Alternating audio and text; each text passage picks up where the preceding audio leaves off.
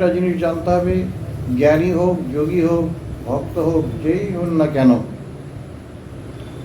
একটা জায়গা পর্যন্ত সকলকেই সাধনা করতে হবে।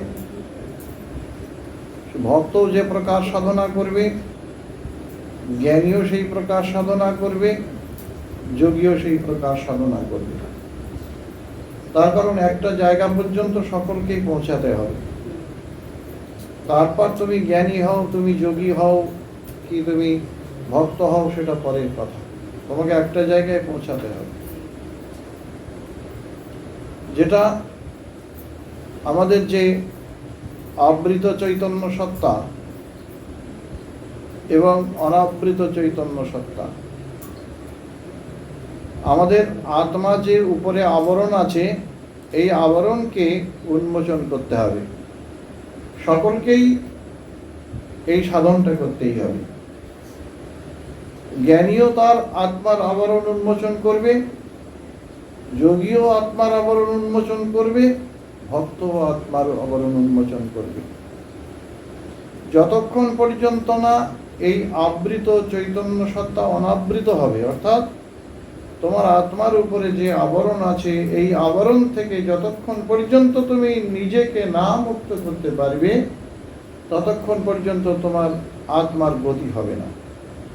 সেই আত্মা ব্রহ্ম সাযুজ্য লাভ করুন বা আত্মা চিন্ময় স্বরূপে চিন্ময় দেহেতে ভগবানের নিত্য সেবায় ব্রতী হন, যেখানেই যাক না কেন, তার প্রাথমিক স্তরকে অতিক্রম করতে হবে সকলকেই একভাবে। অর্থাৎ আমাদের যে স্থূল দেহ এবং সূক্ষ্ম দেহের আবরণে যে আত্মা আবদ্ধ হয়ে আছে, এই স্থূল এবং সূক্ষ্ম দেহের আবরণ থেকে আত্মাকে যতক্ষণ পর্যন্ত না মুক্ত করতে পারবো, ততক্ষণ পর্যন্ত আমাদের অন্য কোনো পথের চিন্তা করতে পারবো না আমরা। কারণ আমাদের আত্মার প্রসন্নতা আসবে না। আত্মার প্রসন্নতা, আত্মা অপ্রসন্ন। কেন অপ্রসন্ন?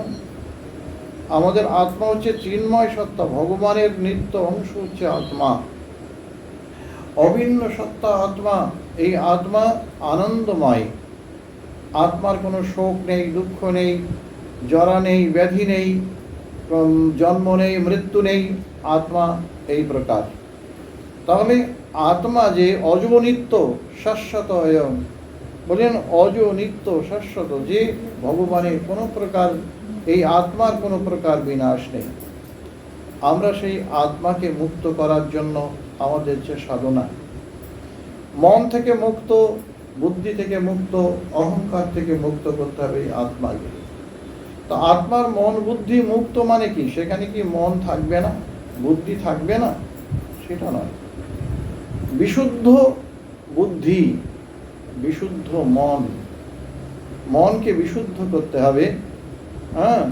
মনকে বিশুদ্ধ করতে হবে আর বুদ্ধিকেও বিশুদ্ধ করতে হবে। বিশুদ্ধ মন এবং বিশুদ্ধ বুদ্ধি, এই দুটি হলে তখন এই মন, আত্মার উপরে মনের যে জড় আবরণ, তা মুক্ত হবে।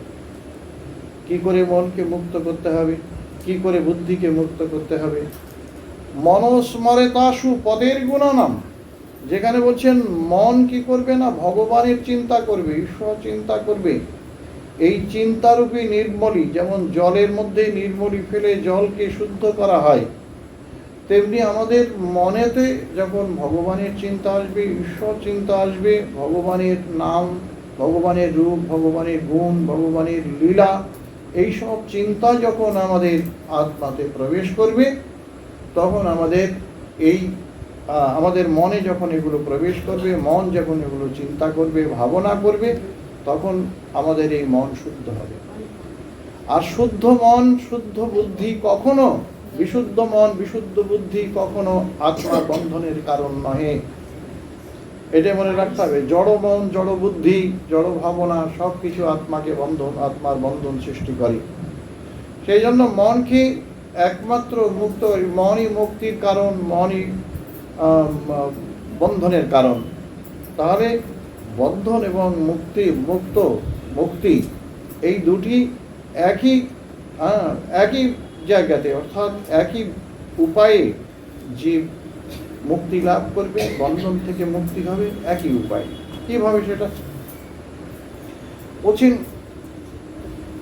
চিন্তা, ভগবানের নাম, ভগবানের রূপ, ভগবানের গুণ, ভগবানের লীলা। এই যে চিন্তার দ্বারা জীবের যে জীবের যে চিত্ত নির্মল হবে, চিত্ত শুদ্ধ হবে, এই চিত্ত শুদ্ধি যতক্ষণ পর্যন্ত না হবে ততক্ষণ পর্যন্ত চিত্ত, মন, বুদ্ধি, চিত্ত অর্থাৎ আমাদের স্বভাব সংস্কার যা কিছু পড়ছে যেখানে জমা হচ্ছে, সহজ কথায় বুঝতে হবে যে চিত্তের কোনো রকম দার্শনিক ব্যাখ্যা ট্যাখ্যা ওসব দরকার নেই। সহজ কথায় জানতে হবে যে আমাদের যত স্বভাব, যত সংস্কার, সব কিছু জমা হচ্ছে একটা জায়গায়, সেটা হচ্ছে চিত্ত। যে সংস্কার পড়ছে আমাদের, যেমন সংস্কার পড়ছে তেমন জমা হচ্ছে। আমরা সারাদিন কি করি বলুন তো? গীতাতে বলছেন না, ধ্যায়াত বিষয়ান পুংস সঙ্গস্তে সুপজায়। আমরা সারাদিন ভগবানের চিন্তা করছি না, আমরা বিষয় চিন্তা করছি, আর এই সংস্কারগুলো আমাদের মনের মধ্যে পড়ছে। প্রত্যেক জিনিসটা জানেন তো, সারাদিন কাজ করবার পরে একটা ধোয়া মোছা করতে হয়, ও ঘর বাড়িও ধোয়া মোছা করতে হয়, বাসন কোসনও ধোয়া মোছা করতে হয়, হাত পাও ধুতে হয়, জামা কাপড়ও ধুতে হয়, বুঝলেন না? সারাদিন কাজ করার পরে ওই অবস্থায় কেউ থাকে না। আমরা কি হচ্ছে না, আমাদের এই প্রকার বনের উপরে যে সংস্কার জমা হচ্ছে সারাদিন ধরে বা সারাক্ষণ ধরে, এই সংস্কার থেকে আমরা কিন্তু কেউ মুক্ত হওয়ার চেষ্টা করছি না। যে কি করে সব করছি, সব পরিষ্কার করছি, বাইরে সাবান জালি দিয়ে ঘষতে ঘষতে ছাল ছাড়িয়ে ফেলছি, কিন্তু ব্যাপার হচ্ছে কি, কিন্তু চিত্তের উপর যে সংস্কার পড়ছে, যে আমাদের স্বভাব পড়ছে ভাবনার দ্বারা, এই সম্পর্কে আমাদের কোনো ধারণা নেই।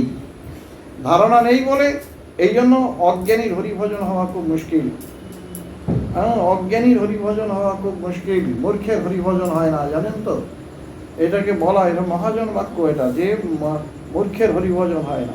হরিভজন হয়, মূর্খ বলতে কি যারা লেখাপড়া জানে না তা নয়, মূর্খ তারা, আর যারা লেখাপড়া জানে না তারা মূর্খ, আর যারা জানে তারা মূর্খ, এরকম জ্ঞানী এরকম নয়।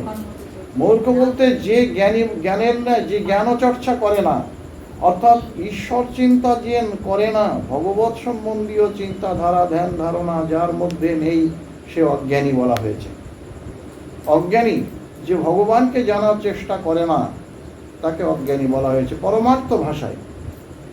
জড় ভাষায় জ্ঞানী, তার লেখাপড়া জানে, সে নানাবিধ কৌশল জানে, নানাবিধ তার কর্মের বিচিত্রতা আছে, তার মধ্য দিয়ে সে বহু কর্মে পারদর্শী, তাকে জ্ঞানী বলছে জগতে। কিন্তু পরমার্থ ভাষায়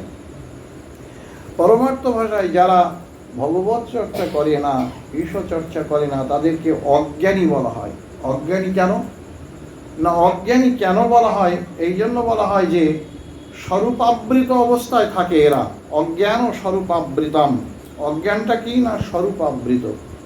আমাদের স্বরূপটা আবৃত হয়ে আছে। স্বরূপটা কি? আমার স্বরূপ কি? জীবের স্বরূপ হয় কৃষ্ণের নিত্য দাস, অর্থাৎ ভগবানের যে নিত্য দাস, জীবাত্মার যে স্বরূপ, এই জ্ঞানটা, এই ভাবটা, এই স্বভাবটা আবৃত হয়ে গেছে। যে আমরা কি বলছি, মায়ার দাস। তুমি কার দাস? ভগবানের দাস বলছি না, মায়ার দাস। এবং মায়ার দাস বলে নানা রকম বাসনা করছি। আর নানা রকম বাসনা করতে করতে ভগবৎ চিন্তা দূরে চলে গেল। তাই বলছেন, হইয়া মায়ার দাস করে নানা অভিলাষ, তুয়া স্মরণ গেল দূরে। আমি মায়ার দাসত্ব করতে গিয়ে কি হচ্ছে না, তোমার কথা ভুলে গেলাম, ভগবানের কথা ভুলে গেলাম, আর নানা অভিলাষ বশত, নানা অভিলাষ পূর্ণ করবার জন্য সেই কর্মে ঢুকে গেলাম, গিয়ে তোমাকে স্মরণ করার কথা ভুলে গেলাম, অর্থাৎ ভগবানকে স্মরণ করার কথা আমরা ভুলে গেলাম। এইভাবে আমাদের জীবন চলছে। বলছেন এই কথাগুলি আমরা, কাছাকাছি কথাগুলি বারবার আলোচনা করি কেন? যারা পরমার্থ চাইবে, তাদের কাছে কথা কখনো পুরনো হবে না। কথার মধ্যে তারা আনন্দ পাবে, স্বাদ পাবে। কেন জানেন তো? আনন্দ স্বাদ পায় না। আমাদের কাছে কাল যেটা শুনলাম, এক মাস আগে যেটা শুনলাম, এ তো শোনা কথা, আবার নতুন করে কি শুনবে, সব জানি। কিন্তু কথা শোনা এক জিনিস, জানা এক জিনিস, আর কথার উপলব্ধি আর এক জিনিস, অনুভূতি আর এক জিনিস। তার কারণ কি? দেখুন না, আমাদের যে রোজ তো ভাত খাচ্ছি, কিন্তু কেউ দেখুন এই একাদশীর দিনে একটু পেঁপে সেদ্ধ, ভাত নেই, পেঁপে সেদ্ধ খেয়ে মানুষ বাঁচে নাকি? আলু সেদ্ধ খেয়ে, কুমড়ো সেদ্ধ খেয়ে মানুষ বাঁচে নাকি? ভাত চাই কেন? তুমি তো একদিন ভাতটা বাদ দাও না, ভাতটা বাদ দাও না, 2-4 দিন ভাত খেও না। কিন্তু জীবনের শুরু থেকে যেদিন থেকে ভাত খাওয়া শিখেছি, ভাত রুটি যেদিন থেকে খাওয়া শিখেছি, সেই দিন থেকে আর এই ভাত রুটি আর বন্ধ করা গেল না। বন্ধ করেছেন? কদিন বন্ধ করেছেন? তবে ভাত রুটি বন্ধ করেছেন? বন্ধ করার কোনো উপায় নেই, কারণ কি ওটা পুরনো হয় না। ভাত যেমন পুরনো হয় না, কেন পুরনো হয় না জানেন? কেন পুরনো হয় না? ভাত পুরনো হয় না কেন? সব তো পুরনো হয়ে যায়, ভাত পুরনো হয় না কেন? কালকে আজকে খাবেন না, কালকে খাবেন না, তারপর যেমন পুরনো ভাত আমি 1 মাস পরে খাবো, দেখবেন না, 1 সপ্তাহ পরে খাবো, 3 দিন পরে খাবো, করে দেখুন না কি হয় অবস্থা। বলছেন কেন কেন পুরনো হয় না? বলছেন এই ভাতটা পুরনো হয় না কেন?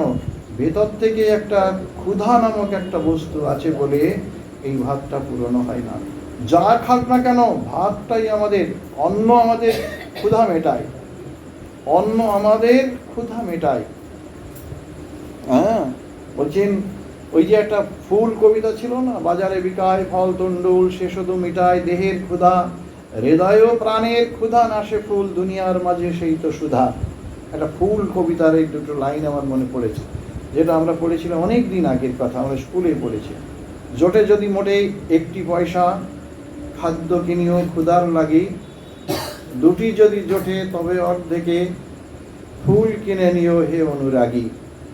বাজারে বিকায় ফল তন্ডুল, সে শুধু মিটায় দেহের ক্ষুধা, হৃদয় ও প্রাণের ক্ষুধা নাশে ফুল, দুনিয়ার মাঝে সেই তো সুধা।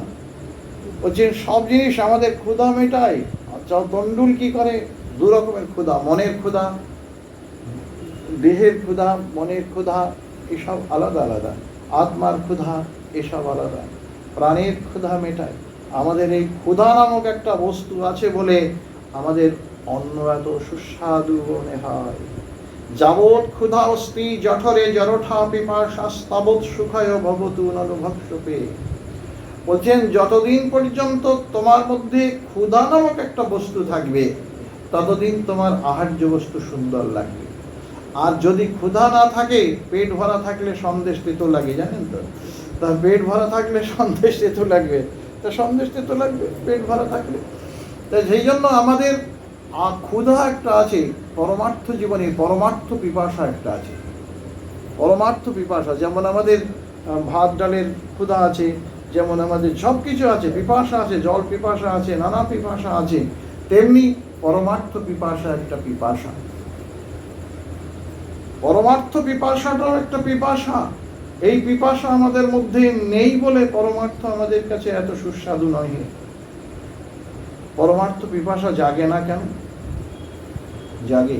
এখানে থিম করে বসে থাকলে, সারাদিন এসিতে বসে থাকবেন, দেখবেন 2 গ্লাস জল খেলেও সারাদিনে চলে গেল, তার বেশি জল লাগবে না, ভালো ঠান্ডার মধ্যে থাকবেন, জল খেতে। কিন্তু একটু তাপ যখন বাড়বে, তাপের মধ্যে যখন বসবেন, তখন ঘন্টায় 2 ঘন্টায় অন্তর 1 গ্লাস জল খেলে ভালো হয়, এরকম মনে হবে। জল তখন খুব ভালো লাগে, জল তখন খুব ভালো লাগছে। কারণ কি? কারণ কি? আমি তাপ আছে বলে, তাপে আমাদের জল পিপাসা সৃষ্টি করছে। তেমনি বলছেন তোমার ভগবানের অনুরাগ, ভগবত পিপাসা, ঈশ্বরতত্ত্বের প্রতি অনুরাগ বা পিপাসা তোমার আসবে কখন? যখন তুমি সৎসঙ্গে ভগবত অনুরাগের, তোমার অনুরাগের তাপে, সৎসঙ্গে অনুরাগের তাপে যখন তাপিত হবে, তোমার অন্তরে সেই তাপ পিপাসা সৃষ্টি করবে। ভগবত পিপাসা, ঈশ্বর পিপাসা, ইষ্ট বস্তুর পিপাসা, ঈপ্সিত বস্তুর জন্য পিপাসা সৃষ্টি করবে, অন্যথা তোমার মনে সৃষ্টি করবে না। তোমার মনে এগুলোই মনে রাখতে হবে। আমাদের মনে করি যে আমরা হাসতে খেলতে বোধহয় পরমার্থ জীবনে লাভ হবে, হাসতে খেলতে লাভ হয় না। কেউ হই হই করছে, 2বার হাত তুলে, সেসব ভালো, সব কিছু ভালো, কিন্তু এই ইমোশনগুলো খুব বেশি দিন থাকে না। ইমোশন তৈরি হয়, আবেগ তৈরি হয় কারণবশত, কারণ চলে গেলে আবেগ চলে যায়, কারণ চলে গেলে সেই আবেগ থাকে না আর। এই জন্য ইমোশন ইজ নট ডিভোশন। আবেগটা কখনোই ভক্তি নয়, কারণ আবেগ হয় কারণবশত। এই এক জায়গায় দেখলেন একটা সবাই নাম টাম করছে, গিয়ে আমারও মনটা গলে গেল একটু, বেশ প্রায় কেঁদে ফেললাম আর কি। লোকে বলো বা লোকটা খুব ভক্ত, কিচ্ছু না। খানিকক্ষণ পরে দেখবেন আপনি বাইরে চলে গেলেন, আবার যা তা হয়ে গেল, অর্থাৎ সে কথা আর ভুলে গেছি। বলছেন এই আবেগটা আমাদের কাছে ভক্তি নয়, এটা মনে রাখতে হবে। ভক্তি, ইমোশন ইজ নট ডিভোশন। এটা এই যে আবেগটা আমাদের কাছে ভক্তি নয়। ভক্তিটা এমন একটা বস্তু যা মানুষের অন্তরে একবার যদি আত্মপ্রকাশ করে তবে সংযোগ হয়। ভক্তি তত্ত্বের সঙ্গে যদি আমাদের মন, বুদ্ধি, ভাবনা সব কিছু যদি আমাদের সংযুক্ত হয়, সংযোগ হয়, তবে তার কখনো বিয়োগ হবে না। সংযুক্ত হলে, ভক্তি তত্ত্বের সঙ্গে সংযোগ হলে জীবের কখনো কিন্তু এই বিয়োগ ঘটবে না। যেন আমাদের চিত্তে ভগবৎ অনুরাগে, সৎসঙ্গে, ভগবৎ অনুরাগের, সাধুসঙ্গে অনুরাগের তাপে তাপিত হলে তবে জীবের পিপাসা জাগবে, পরমার্থ পিপাসা। আর এই পিপাসা নিবৃত্তির জন্য যেমন আমরা কোথায় যাই? জলাশয়ের কাছে যাই। পিপাসা নিবৃত্তির জন্য কোথায় যাই? যেখানে জল আছে সেখানে ছুটি। তেমনি পরমার্থ পিপাসা মেটাবার জন্য তখন সৎসঙ্গে যেতে হয়, সাধুচরণ আশ্রয় করতে হয়, গুরুচরণ আশ্রয় করতে হয়। গুরুচরণ আশ্রয় করতে হয় কেন না? তার কাছে এই পিপাসা নিবৃত্তি করার জন্য যে যা প্রয়োজন, অর্থাৎ যে বাড়িরূপ যে ভগবৎ পিপাসা, এটাকে নিবৃত্তি করার জন্য যে বস্তু প্রয়োজন, যে চিন্তা প্রয়োজন, যে ভাবনা প্রয়োজন, একমাত্র সৎসঙ্গে এই সব ভাবনা পূর্ণ হয়। আমাদের সেই ভাবনা নেই, আমরা সেই ভাবনা নেই। আমাদের সেই ভাবনা নেই বলে কি হচ্ছে? আমাদের ভগবৎ অনুরাগ, ভগবৎ পিপাসা আমাদের মধ্যে যাচ্ছে না। সাধন করছি আমরা, আমাদের প্রথমেই শুরু হয়ে যায় যে আমি ব্রহ্মবাদী না আমি ভক্তিবাদী, এইসব শুরু হয়ে যায়। এই যে না, গাছে না উঠতেই এক কাঁদি কলা, গাছে না উঠতে এক কাঁদি কলা, জানেন তো? সেই খোঁড়ার মানে খোঁড়ার ঘাড়ে উঠেছে কে না, কানার ঘাড়ে উঠেছে খোঁড়া। খোঁড়া উঠে কলা পাড়ছে। এখন কলা গাছে উঠতে গেলে হাত দুই বাকি আছে, উঠতে পারে।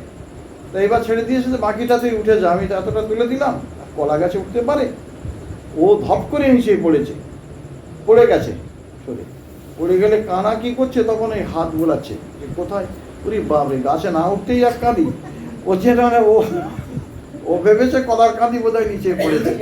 তা আমাদের এই শুরুতেই আমরা আমি ব্রহ্মবাদী, কি আমি জ্ঞানবাদী, আমি অমুকবাদী তমুকবাদী, এইসব শুরু করে মানুষ শেষে কি হয় না, কোনো বাদী না, নিজেই বিবাদী হয়ে চলে যায়। নিজেই বিবাদী হয়ে সব সাধন ভজনের রাস্তা দূর তরিকার, এ ভালো না, এর থেকে আমার মানে যা আছি ওই ভালো। হ্যাঁ, সে রামবাবুর বাড়ি ভাগবতের মতো অবস্থা। রামবাবুর বাড়ি ভাগবত শুনেছেন তো গল্প?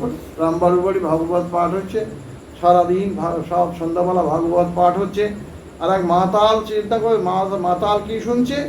যে রামবাবুর বাড়ি মধুবর্ষণ হচ্ছে, অমৃত বর্ষণ হচ্ছে। তা মাতাল মনে মনে চিন্তা করছে, দূর, রোজ তো মদ খাই, আজ একটু মধু খেয়ে আসি, একটু অমৃত খেয়ে আসি।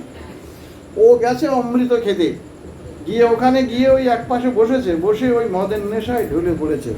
আর ওদিকে পাট টাট হয়ে সব প্রসাদ পেয়ে ওই করে সব চলে যাচ্ছে, সবাই চলে গেল। চলে যাওয়ার পরে দেখি ও ওঠেনি। তখন তাকে ডেকে দিচ্ছে, আরে ভাই ওঠো, তুমি এখানে বসে আছো কেন? তুমি প্রসাদ নিয়েছো, প্রসাদ খেয়েছো? ও তখন, এইবার বড়বাবু কি করেছেন না, তার বাড়ির কুকুরটা ছেড়ে দিয়েছেন শেষে। হ্যাঁ, বাড়ি সবাই চলে গেছে, কুকুরটা বাঁধা আছে অনেকক্ষণ, ছেড়ে দিয়েছে। সে তখন কি করছে? কুকুরটা গিয়ে ওই পা তুলে ওর মুখে পেচ্ছাপ করে দিয়েছে। দিলে ও তখন ওই নেশার ঘরে তখন ওই জিভ দিয়ে চাটছে। আরে ধুস, এই নাকি মধু? রামবাবুর বাড়ি মধু, এর থেকে আমার মদ অনেক ভালো, বুঝলেন না? বলে এর থেকে আমার মদ অনেক ভালো। তো তখন ওই মদ এই যে বলছেন, যারা এই রসের রসিক নয়, যারা এইরকমভাবে রসবাস্বাদন হয় না, যারা নিজেদের খুব একবার ঢোকার সঙ্গে সঙ্গে খুব জ্ঞানী মনে করছে, আমি কি দেখেছি সব দীক্ষা টিক্ষা নেওয়ার পরে কিছু যেন কি একটা হয়ে গেছে তারা। কি একটা হয়ে গেছে, নিজেদের মনে করছে কি একটা, তাদের সঙ্গে সে তাদের মুখের দ্বারা দাঁড়ানো খুব মুশকিল। হ্যাঁ, সে একবার মারিতং জগৎ একেবারে এত তারা মানে উদ্ধত হয়ে গেছে, মানে উদ্ধত স্বভাব তাদের একেবারে হয়ে গেছে দীক্ষা নেওয়ার পরে। দীক্ষা নেওয়ার পরে প্রথম শিক্ষা হচ্ছে বৈষ্ণবের তৃণাদপি শুনিছেন তর রিব সহিষ্ণু না। আর এরা খড়গহস্ত একেবারে, এমন তাদের চিন্তা ভাবনা, এমন তাদের চলা বলা যেন কিছু একটা করে ফেলেছে, তাদের এরকম ভাব। আসল কথা না, আসল কথা নয়। তোমার গাছে দীক্ষা নেবে মানে কি, ধীরে ধীরে তোমার গাছে ফল ধরবে, তোমার গাছে ফল ধরবে। আর সেই ফলটা যখন ভারী হবে তখন আস্তে আস্তে আস্তে আস্তে মাথাটা নত। ফলবন্ত বৃক্ষ আর গুণবন্ত জন, নম্রতা সে তার স্বভাব অনুক্ষণ। গাছে ফল ধরলে মাথা নত হয়ে যায়। সুতরাং আমরা গাইবার সময় গাই, আমাদের মাথা নত করে দাও হে প্রভু তোমার চরণ ধুলার তলে। তিনাদপি শুনিছেন তর রিব সহিষ্ণু না, অমানীনা মানদেন কীর্তনীয় সদা বলি। এসব কত কি বলি, কিন্তু দেখা যায় কি আমাদের একেবারে পরমার্থ জগৎটা বিরাট ফাঁক হয়ে যাচ্ছে, আস্তে আস্তে পদ্মা নদীর ভাঙনের মতো হয়ে যাচ্ছে। নিষ্ঠা ক্ষয়ে ক্ষয়ে ক্ষয়ে ক্ষয়ে ক্ষয়ে ক্ষয়ে অনেক দূর ভেতরে চলে যায়, ঝপ করে পড়ে যাবে পদ্মা নদীর ভাঙনের মতো। এরকম হয়ে গেছে পরমার্থ জীবনটা। সুতরাং এইটা নয়, এটা আমাদের ভাবধারার মধ্যে পড়ে না। এই আত্মাকে মুক্ত করতে গেলে, আত্মাকে মুক্ত করতে গেলে যে সাধনার প্রয়োজন, এটা হচ্ছে আমাদের মন, আমাদের বুদ্ধি, আমাদের চিত্ত, আমাদের অহংকার। এই বিশেষ করে এগুলির উপরে ধ্যান দিতে হবে। তুমি যেভাবেই পারো, সংকীর্তন করে পারো, ঈশ্বর চিন্তা করে পারো, নিষ্কাম কর্ম করে পারো, তুমি যে পথে তোমার সম্ভব, তুমি তোমার এইগুলোকে মুক্ত করতে হবে। অর্থাৎ মন, বুদ্ধি, চিত্ত এসব বিশুদ্ধ করতে হবে, সব ধুয়ে মুছে ফেলতে হবে, পরিষ্কার করতে হবে। তবে কি হবে, তোমার এই আত্মা, এই বিশুদ্ধ আত্মা মন বন্ধনের কারণ নয়, বিশুদ্ধ বুদ্ধি বন্ধনের কারণ নয়। মন ঈশ্বর চিন্তা করে, বুদ্ধি ঈশ্বরতত্ত্ব বিচার করে, তখন এই মন বুদ্ধির দ্বারা যে কর্ম হয়, এই সংস্কার যে আত্মাতে যে সংস্কার, অর্থাৎ এই সংস্কার যে চিত্তেতে যে সংস্কার, এই অশুভ সংস্কার দূরীভূত হয়ে যায় শুভ সংস্কার চিত্তে। সুতরাং আত্মার আর বন্ধনের কারণ নেই। আত্মা যখন মুক্ত হবে, এইবার কি হবে, তোমার মুক্ত হওয়ার পরে এইবার তোমার বাসনা অনুসারে তুমি যাবে কোথায়? তুমি মোক্ষ লাভ করবে কি, তুমি মোক্ষ লাভ করবে কি, তুমি ভগবৎ সেবায় যাবে, সেটা তোমার ব্যক্তিগত, সেখানেই তোমার রুচি, সেখানেই তোমার সেখানেই সাধনকালে তোমার আকাঙ্ক্ষা, যা তোমার ইচ্ছা অনুসারে তুমি সেটা লাভ করবে। কিন্তু আগে থেকেই আমি ব্রহ্মসাযুজ্যে মিলে গেলাম, আমার একেবারে ব্রহ্মচিন্তায় ডুবে গেলাম, ও আগে থেকে হবে না। ওসব চিন্তা ছাড়ো, ব্রহ্মচিন্তা ছাড়ো, আর ওই ভগবত চিন্তা যাই করো না কেন, তুমি আগে নিজের মন, নিজের বুদ্ধিকে শুদ্ধ করার চেষ্টা করো। তার জন্য কি হবে, বিনা সৎসঙ্গ হরি কথা তেহি বিনা মোহন ভার। সৎসঙ্গে হরি কথা না শুনলে জীবনে কি হয় না, মোহ নষ্ট হয় না। আর মোহ নষ্ট না হলে হরিপদে অনুরাগ হয় না। আর হরিপদে অনুরাগ না হলে অনর্থযুক্ত সংসার থেকে জীব মুক্তি লাভ করে না। জীব যদি এই জীবনে অনর্থযুক্ত এই সংসার থেকে যদি মুক্তি লাভ না করতে পারে, আবার যদি এই জন্ম মৃত্যু চক্রে তাকে প্রবেশ করতে হয়, তবে জানতে হবে জীবের মহতি বিনষ্টি, এটাকে মহতি বিনষ্টি। এর থেকে বড় বিনষ্টি আর কিছু হতে পারে না, আর এর চেয়ে বড় ক্ষতি আর কিছু হতে পারে না। আমরা মনে করছি কত কি করেছি, সংসারে কতই করেছি, 100 বিঘে জমি কিনেছি, 5 কোটি 20 কোটি টাকা ব্যাংকে রেখেছি, কি কাণ্ড না করে ফেলেছি জগতে, বিরাট ব্যাপার। হ্যাঁ, প্রয়োজন আছে, সব করেছো ঠিক আছে, কিন্তু সবসময় মনে রাখবে যে যেমন তুমি করেছো, সব কর্ম করেছো, তবে একটা কর্ম বাকি আছে, যে কর্মটা হচ্ছে তুমি মুক্তি লাভ করবার চেষ্টা করছো কিনা। তুমি জীবনে নিঃশব্দে নিঃশব্দে তুমি একেবারে কান পেতে শোনো, তুমি নীরবে কান পেতে শোনো, তুমি নিঃশব্দ মৃত্যুর পদচারণা একটা শুদ্ধ শুনবে। তুমি নিঃশব্দের মধ্যে থেকে মৃদু পদচারণার শব্দ শুনতে পাচ্ছ। জীবনে মৃত্যু সে তোমার দিকে অগ্রসর হচ্ছে, তোমাকে টেনে হিসড়ে স্বজন প্রীতির সান্নিধ্য থেকে বঞ্চিত করে কোথায় কোন অজানা দেশে তোমায় টেনে নিয়ে যাবে তুমি চিন্তা করতে পারবে না। তাই বলছেন কি, এই কলিযুগে তাহলে কোন আরাধনা কিভাবে যাব? তাহলে বলছেন কেউ জ্ঞান মার্গে যাচ্ছে, কেউ যোগ মার্গে যাচ্ছে, কেউ ভক্তি মার্গে যাচ্ছে। যে যে পথে যাচ্ছে, যে যে পথে পাচ্ছে, তিন রূপে, জ্ঞানীর কাছে ভগবান এক প্রকার, যোগীর কাছে এক প্রকার, ভক্তের কাছে এক প্রকার। কি বলছেন? জ্ঞান যোগ ভক্তি তিন সাধনার বসে ব্রহ্ম আত্মা ভগবান ত্রিবিধ প্রকাশ। জ্ঞানী তার জ্ঞান সাধনার দ্বারা যেটা লাভ করছে, জ্ঞান সাধনার দ্বারা জ্ঞানী যেটা লাভ করছে সেটা হচ্ছে ব্রহ্মসত্তা, অর্থাৎ সর্বব্যাপী, যা আমরা সর্বব্যাপী যিনি ব্যক্ত হয়ে আছেন, ব্রহ্মসত্তা, অর্থাৎ যাকে মেঘের মতো অর্থাৎ বাষ্পের মতো যে চোখে দেখা যাচ্ছে না। তারপর যোগী পরমাত্মা, সে অন্তরে অঙ্গুষ্ঠ পরিমাণ পরমাত্মা সে দর্শন করে। ভক্ত অন্তরে বাইরে ভগবানের রূপ দর্শন করে, বিচিত্রতা দর্শন করে, তার লীলা বৈচিত্র্য দর্শন করে ভক্ত। এই তিনটি পথে ব্রহ্ম আত্মা ভগবান ত্রিবিধ প্রকাশে আমাদের কাছে তিন রূপেই ভগবান প্রতিভাত হন।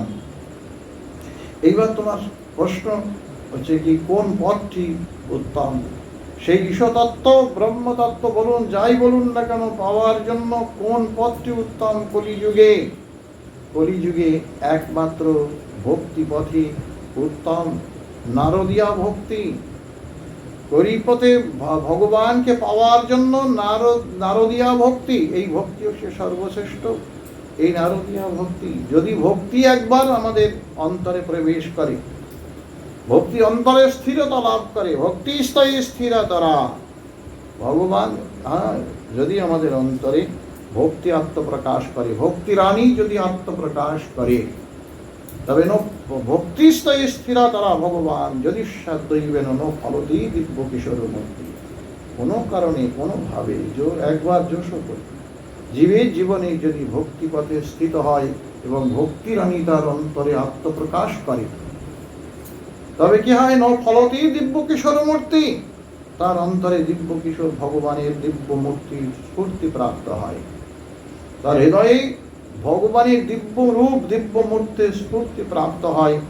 এই ভক্তি যোগ যারা কি করে না, শুষ্ক জ্ঞান আস্বাদন করে, শুষ্ক জ্ঞান অর্থাৎ যে জ্ঞানের সঙ্গে কোনো ভক্তির সংযোগ নেই, শুধুমাত্র কেবল বিতর্কের জন্য শুষ্ক জ্ঞান, শুষ্ক জ্ঞান, যারা বিতর্কের জন্য শুধুমাত্র জ্ঞান চর্চা করে, ঈশ্বরতত্ত্ব যেখানে থাকে না, ভক্তির কথা যেখানে থাকে না, সেই ভক্তিশূন্য জ্ঞানের কথা তারা শুধু চর্চা করে।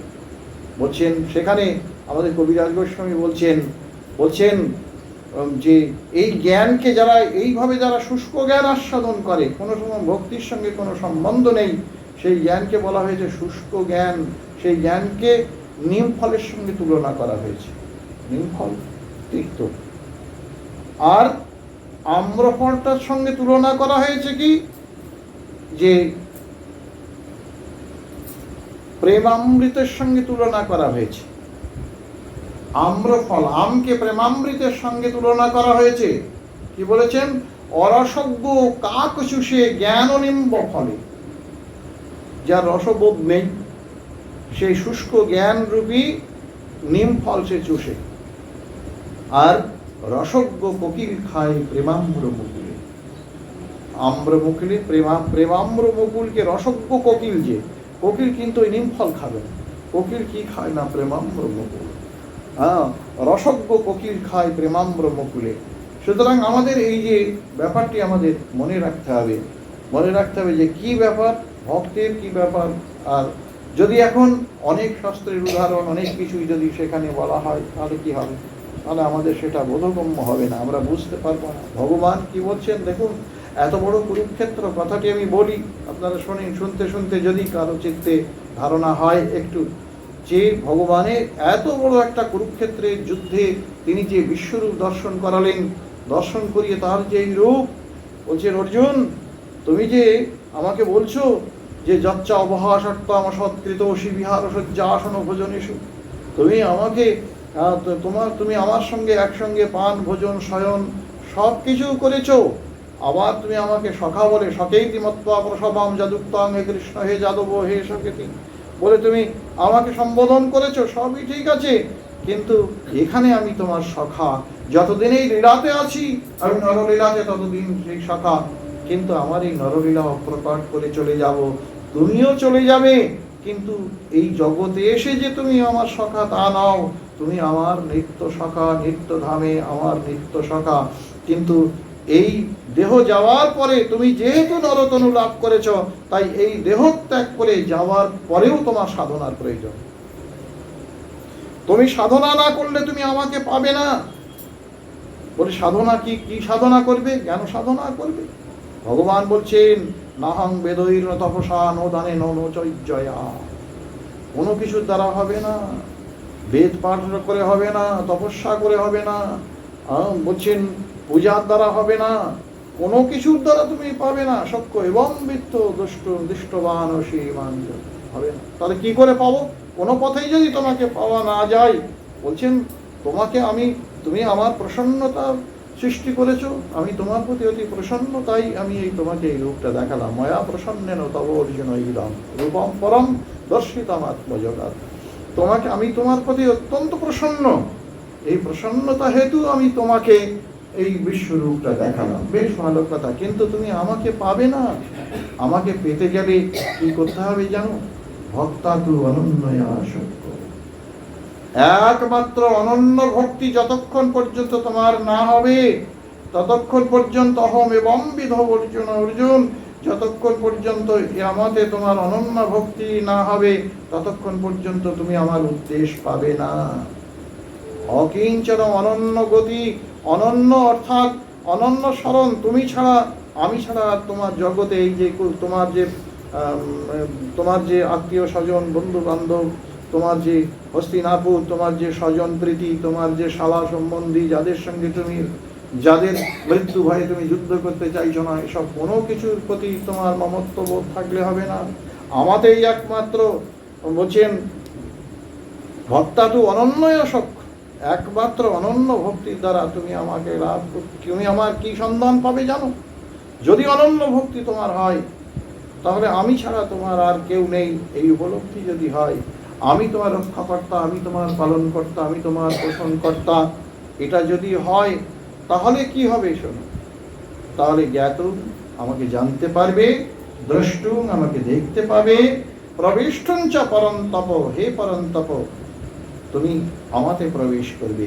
অর্জুনকে পরন্তপ বলছে কেন? যে তোমার এতই প্রতাপ যে অন্যের তাপ সৃষ্টি করো, তুমি অন্যের পীড়া সৃষ্টি করো, তোমাকে দেখলেই, দর্শন করলেই বিরোধী যারা যোদ্ধা আছে, শত্রুপক্ষ, তাদের অন্তরে তাপ সৃষ্টি হয়। তুমি এত বড় যোদ্ধা, এত বড় ক্ষমতাশালী, কিন্তু এখানে তোমার সব ক্ষমতার কথা ভুলতে হবে। আমার ভক্ত না হলে সে কখনো আমাকে পাবে না। অনন্য ভক্তি সকলের হবে না, আমার ভক্ত হতে হবে, আমার ভক্তেরই একমাত্র অনন্য ভক্তি হয়। আর অর্জুনকে সেই ভক্তির স্বভাবটাই বলে দিলেন, মদ কর্মকৃত মদ পরম মদ ভক্ত সর্ববর্জিত নির্বৈর সর্বভূতেষু যশা মামেতি পাণ্ডব।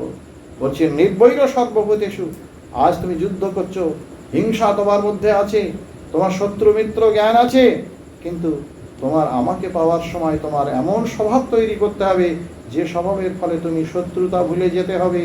নির্বৈর সর্বভূতেষু, সর্বভূতে সমবুদ্ধি, সমত্তং যোগ উচ্চতে, এই সমত্ত রূপ জগতে তোমাকে স্থিত হতে হবে। সকলকে ব্রহ্মাণে গভী হস্তিনী, তুমি জগতের সমস্ত প্রাণসত্তাকে, জীবসত্তাকে তোমার সমান জ্ঞান করতে হবে, যে তোমার থেকে পৃথক আর কিছু নেই, যে তোমার থেকে তুমি যা, অন্য প্রাণীও তাই, সবই একই, সবই আত্মা দর্শন করতে হবে। ভক্তের এটাই হবে স্বভাব। বলছেন না, স্থাবর জঙ্গম হেরে না হেরে তার মূর্তি, যাহা যাহা নেত্র পড়ে তাহা হয় ইষ্টদেব স্ফূর্তি।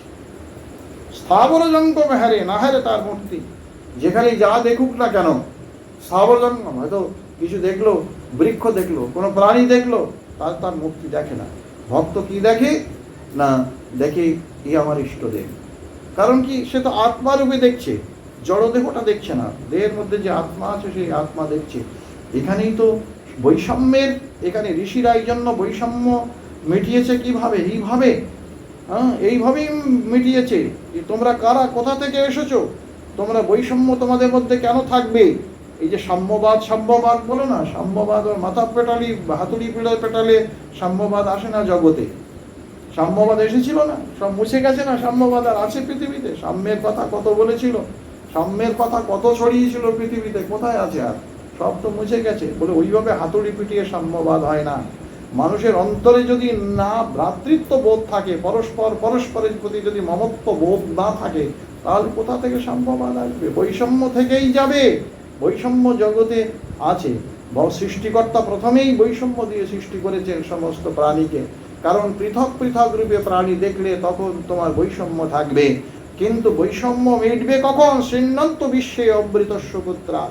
হে বিশ্ববাসী অমৃতের পুত্র, তোমরা শোনো। হে বিশ্ববাসী অমৃতের পুত্র শোনো, শ্রীনন্ত বিশ্বে অমৃতস্য পুত্রা। তোমরা এক অমৃতের পুত্র, তোমাদের পিতা এক। পিতা এক হলে আলাদা কেউ হয় না, ভাই ভাই সকল ভ্রাতৃত্ব হয়। আমাদের পিতা আলাদা আলাদা বলে আমাদের শত্রুতা। আর যখন ঋষিগণ যারা তত্ত্বজ্ঞানী, তারা জানে আমরা এক পরম সত্তা ব্রহ্ম থেকে, অর্থাৎ ভগবান থেকে আমরা এসেছি, সুতরাং আমরা সকলে ভাই ভাই, আমরা সকলে ভাই ভাই। অর্থাৎ এই যে ভাবনাটা ঋষিরা প্রবেশ করাতে চেয়েছেন আমাদের মধ্যে, আমরা এই ভাবনায় ভাবিত না হয়ে দ্বন্দ্বের মধ্যে প্রবেশ করে গেছি, দ্বন্দ্বের মধ্যে প্রবেশ করে গেছি। এই জন্য দ্বন্দ্বময় ভূমিতে আছি বলে আমরা সেখানে যেতে পারছি না, সেই অব্যয় পদে আমরা যেতে পারছি না। সেই জন্য ভগবান বলছেন না গীতাতে, দ্বন্দ্বৈর বিমুক্তা সুখ দুঃখ সঙ্গৈর গচ্ছন্তি অমূঢ়া পদম অব্যয়ম। দ্বন্দ্বময় ভূমি থেকে ভালো মন্দ, সৎ অসৎ, শীত উষ্ণ, সুখ দুঃখ যা কিছু আছে, দ্বন্দ্বময় ভূমি থেকে তোমায় মুক্ত হতে হবে। দ্বন্দ্বময় ভূমি থেকে মুক্ত হলে কি হবে তোমার? না, দ্বন্দ্বময় ভূমি থেকে তুমি যদি মুক্ত হতে পারো, তবেই তোমার গচ্ছন্তি অমূঢ়া পদম অব্যয়ন্তর। মূঢ় অজ্ঞানী ব্যক্তি কখনো সেই অব্যয় পদে যেতে পারবে না। গচ্ছন্তি অমূঢ়া, যাদের অমূঢ়া, যাদের কোনো প্রকার জ্ঞান, যাদের জ্ঞান অজ্ঞানের দ্বারা আচ্ছন্ন হয়নি, আবৃত হয়নি, তারাই একমাত্র ভগবানের কাছে যাবে। সুতরাং একমাত্র তার কাছে যাওয়ার উপায় হচ্ছে তাকেই স্মরণ করা। বেত্রাসুর প্রার্থনা করছে না যে মনস্মরে তাসু পতির গুণানাম, যে আমার মন যেন হে পরমপতি তোমার গুণ, তোমার গুণাবলী যেন সদা সর্বদা স্মরণ করে। আমার মন যেন তোমার গুণাবলী সদা সর্বদা স্মরণ করে। ভগবানের গুণাবলী সদা সর্বদা স্মরণ করো, স্মরণ করো। যদি না স্মরণ করতে পারো, যদি না স্মরণ করতে পারো, না চিন্তা করতে পারো, না মনন করতে পারো, তাহলে কিন্তু তুমি সেই ঈশ্বরতত্ত্বের সঙ্গে, পরতত্ত্বের সঙ্গে, পরম বস্তুর সঙ্গে তোমার সম্বন্ধ স্থাপন হবে না। প্রীতি অন্তরে যখন আসবে, কোনো কিছুর প্রতি প্রীতি যখন আসবে, প্রীতি এলেই জানতে হবে তার কথা ভাবতে ইচ্ছা হবে, চিন্তা করতে ইচ্ছা হবে, ভাবনা করতে ইচ্ছা হবে। কিন্তু জীবনের গোধূলি বেলায় এসেও আমরা বিষয় চিন্তা করতে হচ্ছে। এটা হচ্ছে আমাদের দুর্দৈব যে এখনো পর্যন্ত যাওয়ার সময় হলো, কিন্তু অন্তিমকালে অন্তিমের বান্ধবকে স্মরণ করবার মতো চিত্তবৃত্তি, ভাবনা এখনো আমাদের মধ্যে তৈরি হলো না।